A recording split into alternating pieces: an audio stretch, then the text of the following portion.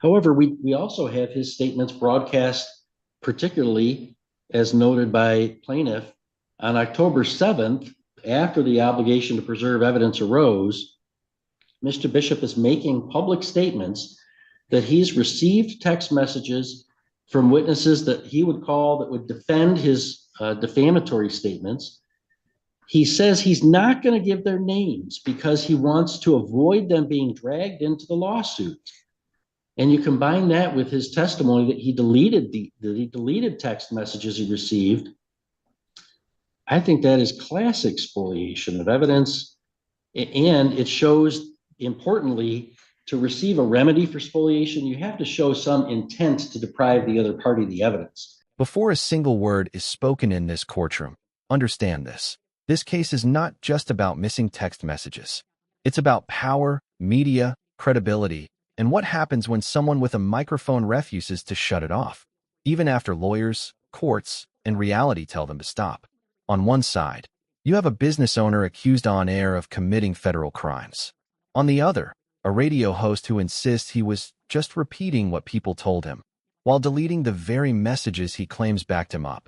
This hearing centers on one explosive legal question. Did the defendants intentionally destroy evidence once they knew they were headed to court? Because if they did, that doesn't just hurt their credibility. It hands the jury permission to assume the worst.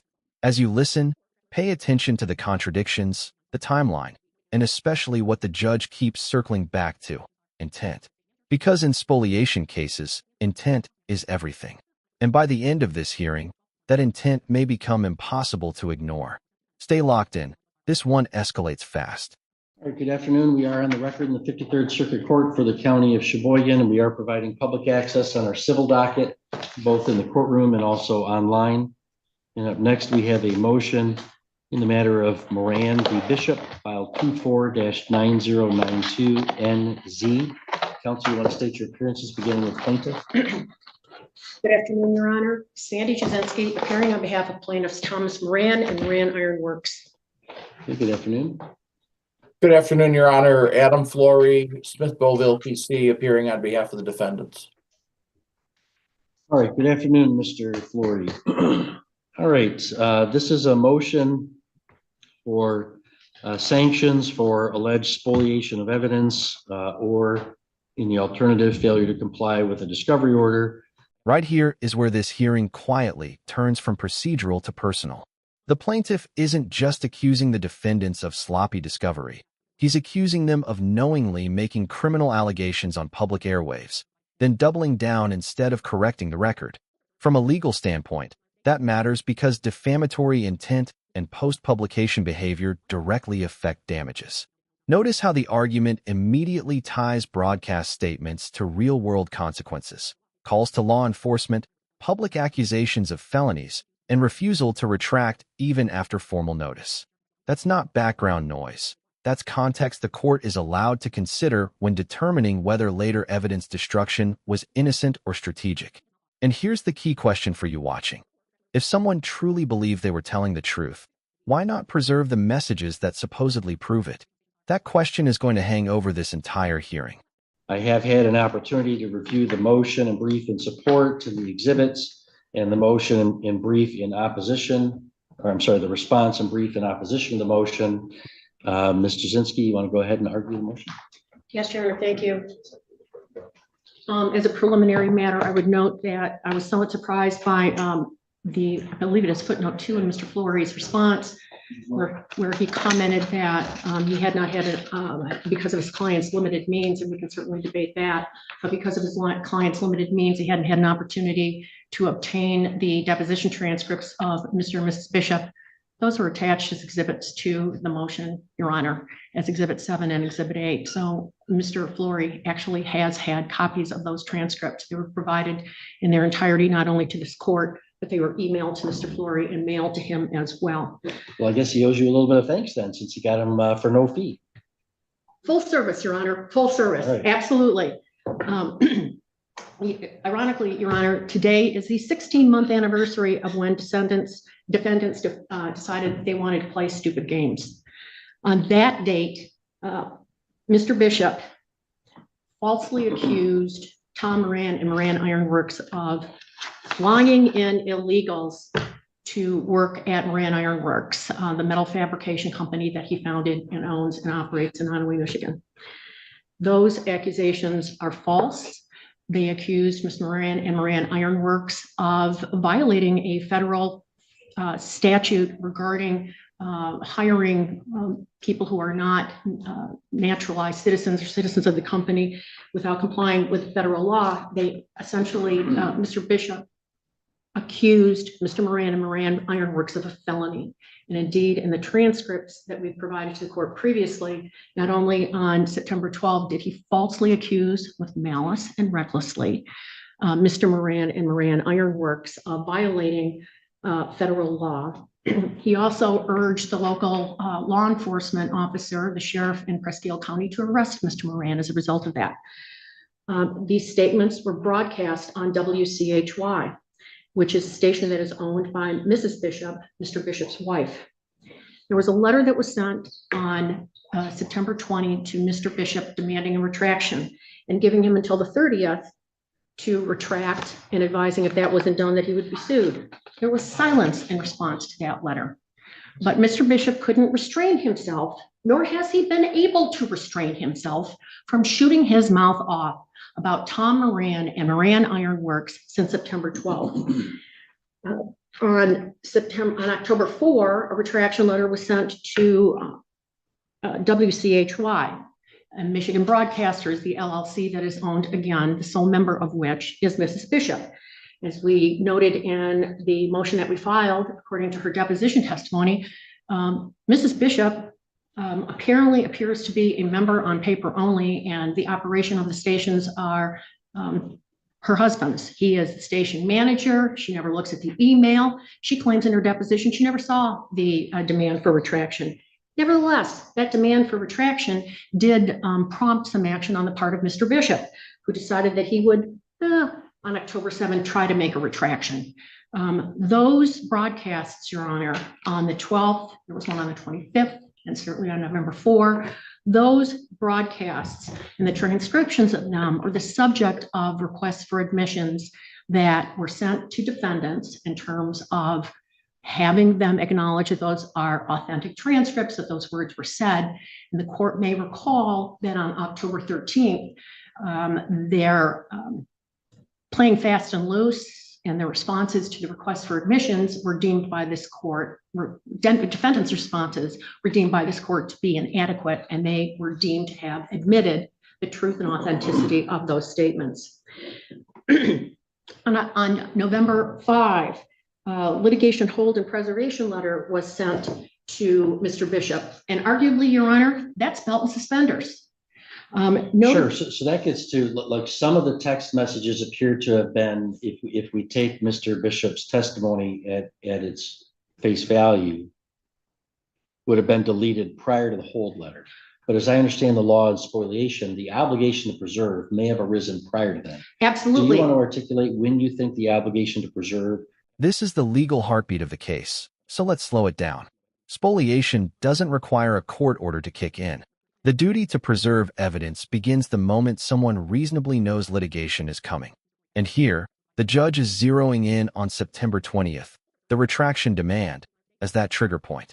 Once that letter is sent, routine deletion stops being routine. You don't get to say, "That's just how I do things," if the result is wiping out potentially relevant evidence. Especially when the same person is on the radio telling listeners, "Text me. I've got witnesses. I've got proof." That's why this matters. These texts aren't about curiosity. They go directly to intent, credibility, and whether the defendant is defaming someone recklessly or deliberately. Ask yourself, is deleting everything really neutral behavior, or is it selective amnesia? Arose in this case, and whether that obligation extends to the corporate defendant to the extent that they can be held liable for the individual defendant's spoliation. I would argue that the obligation apart from the case law, the obligation first arose when the letter for retraction was sent to Mr. Bishop on the 20th, because it said litigation will ensue if an appropriate retraction is not made. In terms of the obligation of the corporation, Mrs. Bishop made it clear in her own testimony that, hey, I don't look at the company's email. Mr. Bishop does that. That's what he does. And the other thing, Your Honor, to keep in mind is that we have testimony in the bankruptcy court litigation, and those transcripts have been previously provided to this court in the context of other motions. What the cell phone that Mr. Bishop uses in connection with his life, both personally and professionally, has to be paid for by the company, because Mr. Bishop testified that his sole source of income are Social Security benefits that he has been receiving, and he uses those funds to buy gas for his vehicles and basically, snacks at gas stations or meals at gas stations when he's driving around. Records that we also have from Michigan Broadcaster shows that they are paying for Mr. Bishop's cell phone. So the company has delegated, through Mrs. Bishop, has delegated responsibility for the company's operations to Mr. Bishop. They pay for Mr. Bishop's cell phone. They are responsible, and they were specifically sent a letter stating that demanding a retraction, which certainly would have put them on notice by that day. But before then, I would submit, Your Honor, and based on testimony that we've derived so far, it's not an issue for the court right now, but it's going to be. That corporate veil of Michigan broadcasters will ultimately be pierced. It's the alter ego of Randy Bishop. Now, in any event, Mr. Bishop testifies, well, I just routinely, at the end of every day, I just delete all my text messages. And he was doing so even after having received the retraction letter. And there are exhibits, or there are requests for admissions that reflect transcripts of particular broadcasts that he specifically refers to text messages that he has been receiving from listeners in response to the Moran lawsuit. And again, Your Honor, he can't shut up about it. As at the last hearing on October 13th, one of the items that I wanted to provide to the court, and the court wasn't really interested in it at that time, and I understand that, were postings and face sheets for a Give, Send, Go campaign that Mrs. Bishop began to raise monies for a legal defense. She started that in April 24, 2025. The goal was to raise initially $25,000, and there are a number of acknowledgments that were made. Thank you so much for contributions. The last I saw, I think they lowered the demand to $10,000. But Mr. Bishop, during his broadcasts, and there are a number of them that we have identified, certainly not all of them, but at one point in September and October, Mr. Bishop at one point said, I'm literally going to be asking you every day to contribute to this legal defense fund. Text me and I'll give you the information. He was congratulating on air or referring on air to text messages that he had received that he deleted, and certainly after September 20 of 2024. And the other thing, Your Honor, and it's not only the text messages that we're talking about here.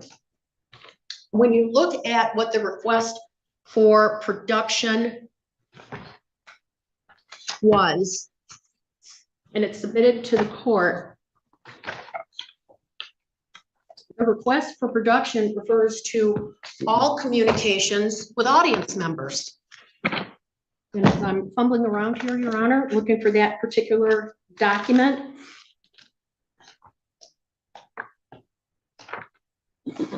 Well, but how would that be? I mean, we have, the court's already ruled by default as to liability, Yes. and we're at damages. So I understand, tell me if I'm understanding your argument right about why these texts are relevant to the exemplary damages. Because Mr. Bishop is saying on a broadcast, I've got people texting me this information. Mm-hmm. Therefore, he may argue to a jury that, I'm just repeating what somebody showed, so that therefore, his intent in doing that would be relevant even as to the measure of damages. And you're entitled to find out, is he lying when he says he has those text messages? Or if he's telling the truth, are they from a source that should reasonably have been considered reliable or not? Am I understanding that right? That is correct, Your Honor. All right, so, but communications he would have with audience members about, contributing to his legal defense, although the deletion of those texts would be a violation, the remedy's got to be pretty carefully drawn. How would those texts be relevant to any issue to be tried? Because what Mr. Bishop also said in those on-air statements was, text me the information, or text me, I'll send you a link and give you the facts. So what he was doing would be continuing, we don't know, for example, what facts that he was sharing with that particular audience Maybe member. continuing to make defamatory statements. Continuing to make defamatory statements. Okay. Continuing to make defamatory statements, exactly. That helps me understand. Okay. In terms of the request for production, Your Honor, actually, when you look at request for production number 1, from September 1, 2024 through the present, all communications between defendant Michigan Broadcasters LLC, defendant Bishop, and purported audience members of your defending fathers, including but not limited to text messages sent to either defendant regarding Thomas Moran. Now, as I noted, Your Honor, there are examples, even after the litigation, that we provided in the context of the request to admit, where it is clear that after the institution of the lawsuit, it is clear that after the litigation hold letters were sent out, that Mr. Bishop was, again, shooting his mouth off about Tom Moran, and those were being broadcast over the airwaves of WCHY.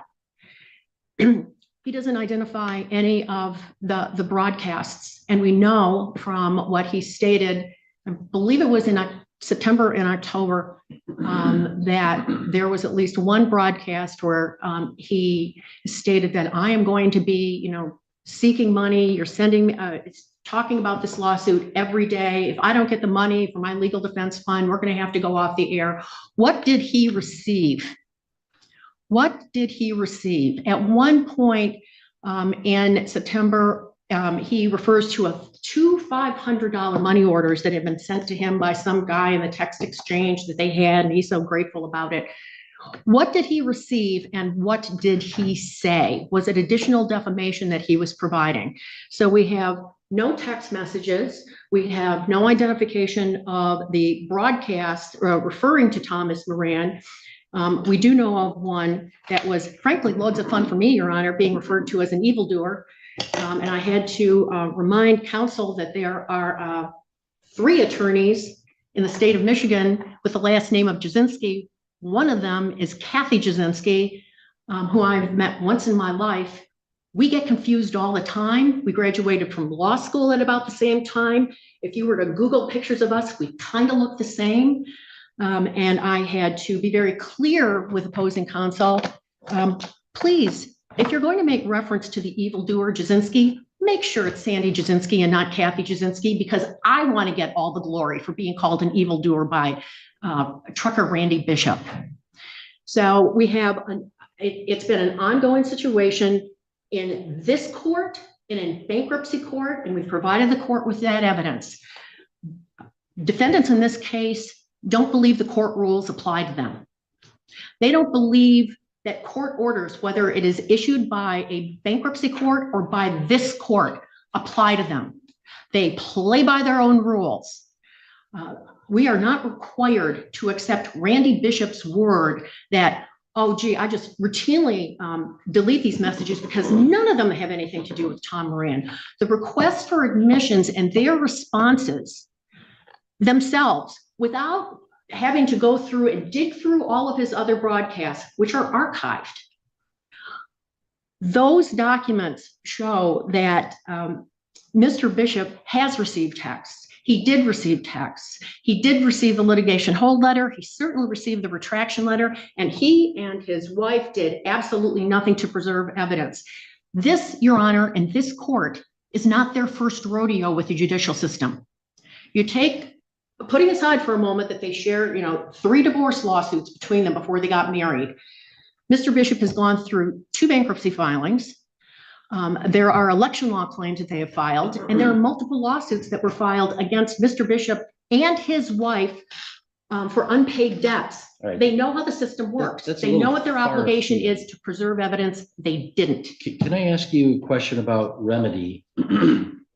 As I look at the model civil and jury instructions for failing to produce evidence, might or might not particularly fit. It seems to me, though, if I were to rule in your favor that the defendants did fail to preserve evidence with no reasonable excuse and that is relevant to you, number one, that would be limited to any text messages after, on or after September 20th with the whole Correct. letter.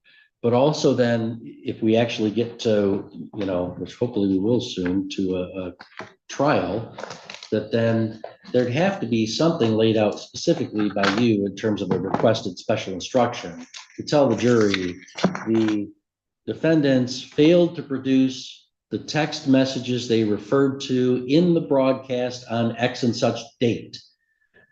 That you may infer, or that I would instruct them there is no reasonable basis that they have failed to produce those text messages. You may infer that they are adverse to them. You may infer that they're adverse or that they simply don't exist and he was lying. Yes. And he was lying. Right, which is why the model instruction may not fit. But you'll have to identify at some point, like precisely which text messages and which broadcasts you're talking about, right? And therein lies the rub, because the first request for production of documents said all communications to audience members, which means they're broadcasts. Your Honor, again, we have occasionally there's information that we receive that we might want to listen to a broadcast on a particular date. So for example, there are broadcasts that Mr. Bishop in September and October where he was pleading for funds and text me if you need the information and I'll give you the facts. He broadcasts 3 hours a day, Monday through Friday. And the amount of time that would be necessary for the plaintiff to go through all of those broadcasts and identify each one is mind-blowing. It's their obligation because we asked for it. Certainly, they cannot take the position by just focusing on text messages. First, they want you to accept that, oh, there are no text messages. Well, we know that's wrong just from the text messages we did find because he refers to them all the time. And if you listen to Mr. Bishop's program for any amount of time, and unfortunately I have done so, if you listen to it for any amount of time, he is constantly referring to, I'm getting a text from Gary, or I'm getting a text from so-and-so about this. And in fact, Your Honor, in this case, in the Maria case, when he's talking about the defamatory statement that's on September 12th, he refers to a particular listener by name. Right. So it seems like the most that I would be able to do today would be to rule that the defendants did improperly spoliate evidence. Yes. And that then you are entitled to a remedy, and that whether the remedy includes your attorney fees, but beside that even if I were to rule that you're entitled to an adverse jury instruction, the precise wording and parameters of that jury instruction would be left for a later day. I think you are right, Your Honor. I would agree with you on that.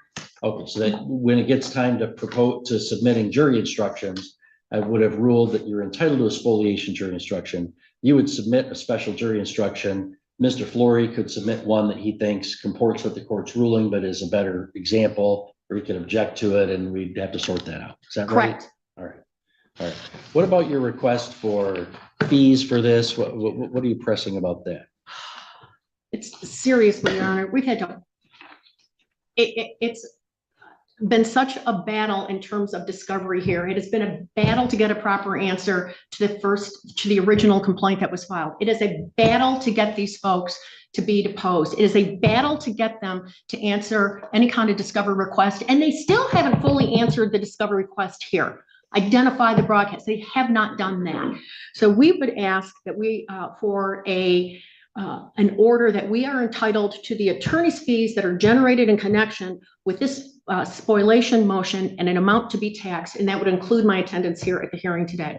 So then procedurally, if I were to grant that relief, and I haven't heard from Mr. Flory yet, but if I were to grant that relief, it would be saying you're entitled to that relief, then you would submit a bill of costs to Mr. Flory. He would have an opportunity to object either to the amount of the hours or the amount of the hourly rate.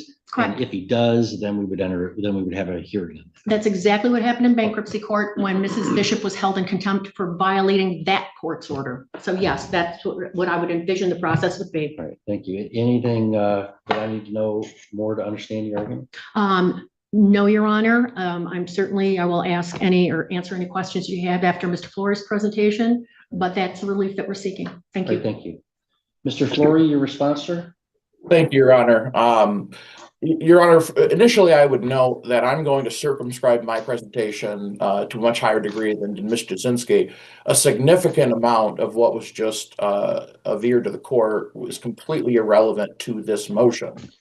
Ms. Jasinski talked about litigation my clients had been in decades ago. She talked about things that happened months ago in this litigation. It's just entirely irrelevant. So, Your Honor, I'll just state we don't agree with it. We vehemently disagree with much of what was stated, but I'm not going to go beyond that, Your Honor, because I don't think it's relevant. Your Honor, as to this motion, we have fully complied with the discovery request. Ms. Jasinski had talked to me about filing a motion to compel, and then she dropped that motion in favor of this motion. And so I have no idea what she's talking about when she says we haven't complied with the discovery request. We certainly have. We've complied with this court order. Your Honor, initially, Ms. Jasinski talked about filing a motion to compel relating to text messages. I don't have any text messages to give her, Your Honor. I don't have. Sure. So that's why I understand that to be sort of in the alternative. She's saying either your client destroyed these text messages or they have failed to produce them. And so you've said, and your client has said, we don't have them. So that's why it's not a motion to compel their production. So I understood her argument about that to be sort of either in the alternative or some amount of rhetorical flourish there. But really what we're talking about is an allegation that your client, despite the hold letter, continued to delete text messages he received during these broadcasts. And do you agree that that's factually true? I mean, his deposition testimony admitted as much, right? Yes, Your Honor, but I think the salient point and the important point is that my client's not precluded from deleting text messages. My client is precluded from deleting text messages that relate to this, that could be relevant in this litigation.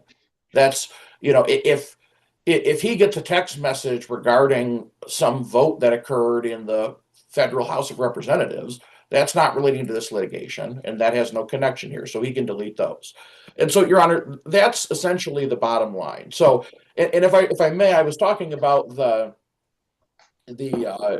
discovery and the answers to discovery and the motion to compel that Ms. Jasinski and I had discussed, also in the context of the allegation that we've not complied with discovery, which is untrue. We've completely complied with discovery, Your Honor, and this court's order.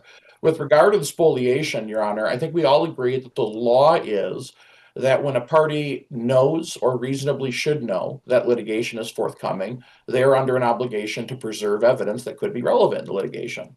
That's the basic black letter law relating to spoliation. So in this case, Your Honor, again, for the record, I would also say, unfortunately, I received the email on this motion 8 days ago. I could not open the transcripts. They were saved and they were not PDFs. They were some kind of unusual file extension. So I could not open those attachments for the transcripts, and the mailing has not arrived at my office yet. So I did not have the virtue of having those transcripts, although I do appreciate Ms. Jasinski sending them.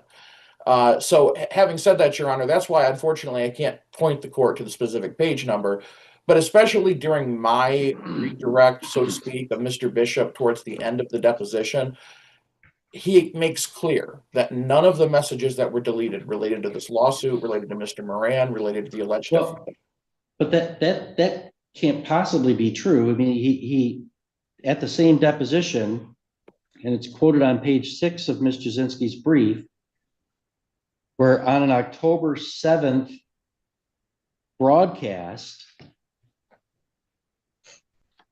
which was after the retraction letter was issued. He says, I got a couple text messages from witnesses that I would call to defend my statements on September 12th and September 25th. I'm not going to name names because I may have to put you on a witness list and have you give a deposition or perhaps testify in a courtroom. This is where the defense's position starts collapsing under its own weight. On the radio, the defendant claims he's swimming in supportive messages, witnesses, sources, proof. Under oath, those messages suddenly don't exist, and the judge is clearly struggling with that contradiction. Courts don't require proof beyond all doubt at this stage. They look at reasonable inferences. And when someone says, I won't name them because I don't want them dragged into court, that sounds less like radio hype and more like consciousness of consequence. The judge isn't saying the defendant lied. He's saying the court doesn't have to accept the most convenient explanation when the evidence is gone because of the defendant's own actions. So here's the engagement question. If the texts never existed, why talk about them so specifically on air? And if they did exist, why delete them? And then he's deleted those text messages. That seems like classic spoliation, doesn't it?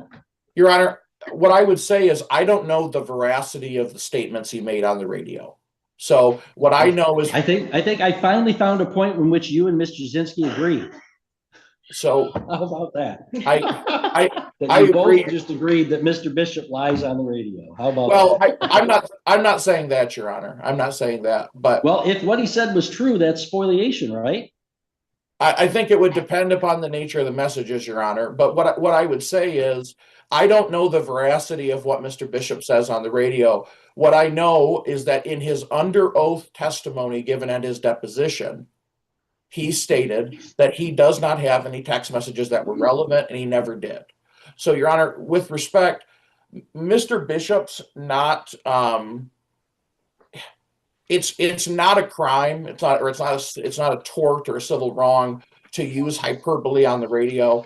It's generally not even a crime to lie on the radio. It's simply not, depending on the context. Obviously, there are circumstances where it could be, but to say I got text messages when you never did, that's not a wrong. And so, and again, Your Honor, I'm not saying that's what happened. I'm saying I don't know about the veracity of those radio claims. What I know for sure is that in the under oath testimony from Mr. Bishop, he says, I never deleted any text messages that relates to this lawsuit, Mr. Moran Ironworks, the alleged defamation, none of that, Your Honor. And Ms. Jasinski's not pointed to any statements under oath that would contradict that. So at the trial on damages, which is, I guess, the only issue remaining, these broadcasts are going to be played for a jury, and the jury's going to hear, I presume, statements from Mr. Bishop about, oh, I got some text messages from people that would support my statements. And then Ms. Jasinski, seems to me, is at a disadvantage because she can't explore whether that's true or false, whether they were reliable and should have been relied on by Mr. Bishop. And that goes to his intent and a proper measure of damages.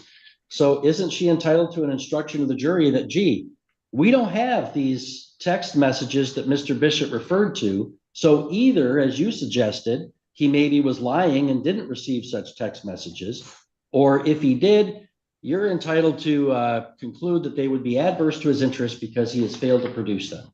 Wouldn't that sort of put her at equal footing? I mean, to deny her motion seems to be to put her at a disadvantage because your client either destroyed evidence or is lying about evidence or is lying about the existence of possibly exculpatory evidence. well, Your Honor, respectfully, I would disagree respectfully. Ms. Jasinski had an opportunity to address this and explore this, and that was at my client's deposition. So she's had the opportunity to determine and ask my client specific questions about whether he was truthful in the radio broadcast that she had. She has every opportunity to go through that process, Your Honor. And Your Honor, I would also just like to know, This is, Your Honor, this is the one time where I'm going to be a little bit far afield. But I just want to note for the record, Ms. Jasinski stated it was difficult to get my client's depositions. I would disagree with that. Ms. Jasinski to this day has refused to produce Mr. Moran, and that's going to be the subject of a motion upcoming with this court, Your Honor. So it's actually the plaintiffs who have refused to provide that discovery and not the defendants. But in any event, Your Honor, I go back to the nuts and bolts of the motion. My client is being accused of spoliating evidence. My client's being accused of destroying evidence that was relevant in some way to this action. And my client did not do that. He never had these text messages. And so, Your Honor, my client's not liable for spoliation. I don't think Ms. Jasinski's on unequal footing with regard to the radio broadcast, because these folks who support my client's statements, allegedly, will either testify or they won't. I don't see how she loses anything there. She took Mr. Bishop's deposition. She engaged in discovery. She has every opportunity to find out who is going to be supporting Mr. Bishop's statements, and we've given her those names. We've given her every one of those names, both in writing and at the deposition, Your Honor. So I would again just return to the nuts and the bolts of the motion at bar, which is that my client is being accused of spoliating evidence, and there's simply no evidence that he did that. None. My client's uncontradicted statements under oath were that he never had any text messages that relate to Moran Ironworks, defamation, or this litigation.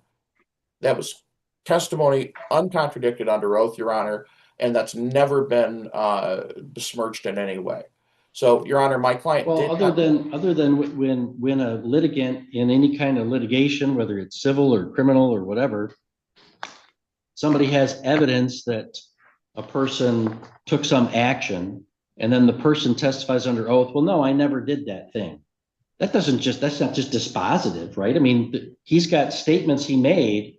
I'm getting text messages, and I'm not going to say who they are because I don't want them to get dragged into court. And then he later testifies, I just kept deleting all the text messages I got. So it seems to me strange indeed to say all he's got to do is say under oath, nuh-uh, I didn't do that. And that's just dispositive. We just have to accept that. I think it is dispositive, Your Honor, because the previous statement was not under oath. There's only one statement. I guess all sorts of trials when the defendant stands up and says under oath, I didn't do it. We're just done for the day.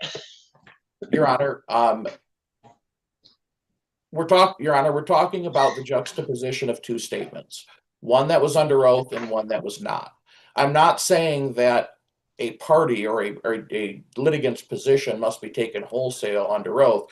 I'm saying that when we're looking at the weight of two statements, one that was made under oath and one that was not made under oath, the statement that was made under oath should be given superior weight, Your Honor. I don't view that as. I'll grant you that's generally true. Yeah. So, thank you, Your Honor. And again, Your Honor, I go back to the fact of what evidence is there that my client spoliated evidence. He's never, ever, under oath or in response to discovering this action, claimed to have these messages. He's consistently said he does not. So, Your Honor, there's no evidence here to suggest that he did destroy evidence. Thank you, Your Honor. Thank you, Mr. Zinski, and your vote. The request for admissions, Your Honor, that the court has deemed admitted speak for themselves, as when you compare it against Mr. Bishop's sworn testimony. I will note too, Your Honor, that there are transcripts, and I believe they were attached to the request for admissions, where Mr. Bishop stated on the air, I've never lied in my life. Okay, great. He received a hold letter. He ignored the hold letter. He testified that he just goes through and deletes everything. At the end of the day, it's delete all, and that he doesn't look at anything. This is pretty much a textbook example of classic spoliation. All right, thank you. Your Honor. Well, in this case, the plaintiff is asking for remedy for spoliation of evidence on the part of the defendants. Here there was a hold letter issued, and even before that, a retraction letter issued for defamatory statements that were made on the air. The court has already ruled as to liability, and we're really just waiting to schedule this for trial as to damages. The defendants did have an obligation acknowledged by defense to preserve evidence even prior to the issuance of a hold letter. It's when they knew or should have known that the matter could be the subject of litigation. And the plaintiff's counsel has rather forthrightly admitted that that would not have arisen prior to September 20th when there was a retraction letter issued. But I think on September 20th, that obligation did arise. And I think the defense doesn't dispute that. They just dispute that there was any spoliation of evidence. Now, Mr. Bishop did testify that he, despite the retraction letter and despite the hold letter, despite that obligation, continued what he testified to be his standard practices of deleting every text message that he receives during his broadcasts at the conclusion of the broadcast. That would be a violation of that obligation. The defense says, well, but there's no indication that any of that was relevant to this case. And Mr. Bishop said under oath, none of it was relevant to this case. However, we also have his statements broadcast, particularly as noted by plaintiff on October 7th, after the obligation to preserve evidence arose. Mr. Bishop is making public statements that he's received text messages from witnesses that he would call that would defend his defamatory statements. He says he's not going to give their names because he wants to avoid them being dragged into the lawsuit. And you combine that with his testimony that he deleted text messages he received. I think that is classic spoliation of evidence, and it shows, importantly, to receive a remedy for spoliation, you have to show some intent to deprive the other party of the evidence. And that's about as clear as you're going to get. A defendant's statement, I don't want the other side to have these names. I don't want the other side to have this information. That I think is the clearest statement of intent for spoliation that you could get. So, I mean, this is quite obviously spoliation of evidence. So I'm going to grant the motion and rule as follows: that the plaintiff is entitled to an adverse jury instruction on spoliation for any text messages referred to or received or sent on or after September 20th, 2024. Obviously, the precise parameters of that jury instruction are going to be subject to further refinement as Ms. Jasinski identifies which particular text messages we're going to be talking about at trial. I don't think you're entitled to just a jury instruction that they can just assume there are thousands of these things and he's destroyed them all. We have to identify what they are. And listen, I'm pretty reluctant to grant attorney fees, but I'm going to grant it in this case. This case has been like pulling teeth for the plaintiff. I've had strike pleadings that the defense has filed, and then they've filed barely better things. I've had to chastise defense counsel for making statements to this court that I think have fallen short of certain obligations I think he has. I've had to issue sanctions on request to admit for the defendant's bad faith or dilatory responses. This is just defendants who are just not, they're trying to make this litigation as absolutely difficult as they can for the plaintiffs, and now clearly destroying evidence. Plaintiff is entitled to attorney fees for anything that was expended in presenting this motion, including the time today. So, Ms. Jasinski, I'm going to ask you to submit an order, either stipulated as to form or under the notice of presentment. And that order should also say that 14 days after the entry of that order, you must file a bill of costs and serve Mr. Flory with it. Mr. Flory, within 14 days of that date, may file an objection to either the rate or the amount of hours for the reasonableness. If there's no objection filed, I'll enter an order to that effect. And because it's spoliation and not any actions of counsel, this will be payable not by counsel, but by defendants. And also then, if there is an objection, then the court will set it for an evidentiary. All right, anything further from the plaintiff? No, Your Honor, thank you. Anything further from defense? No, Your Honor, thank you. Okay, have a great day. Oh, you know what? I'm going to see you both Wednesday for a settlement conference in Yes, sir. chambers in person. Your Honor, if I just may politely remind the court, I have a prior obligation, and so I'm going to do everything I can to be there on time, but I will keep your office apprised of my travel as soon as I'm able to leave my hearing in Saginaw. Oh, that's right. We did talk about that, and you're gonna let us know when you've hit the road. Yes, Your Honor. All right, we'll see you Wednesday. Thank you, Your Honor. This ruling is a big deal. The judge finds classic spoliation, grants an adverse jury instruction, and awards attorneys' fees. All signals that the court believes the defendants didn't just make mistakes, but acted in a way that obstructed fairness. That adverse instruction means the jury may be told they're allowed to assume the missing evidence would have hurt the defendant's case. In civil trials, that can be devastating. More broadly, this case sends a warning. Having a microphone doesn't put you above the rules of litigation. Once legal lines are crossed, casual deletions and on-air bravado turn into courtroom liabilities. If you found this case as shocking as we did, hit that like button, share your thoughts in the comments, and don't forget to subscribe for more jaw-dropping courtroom breakdowns.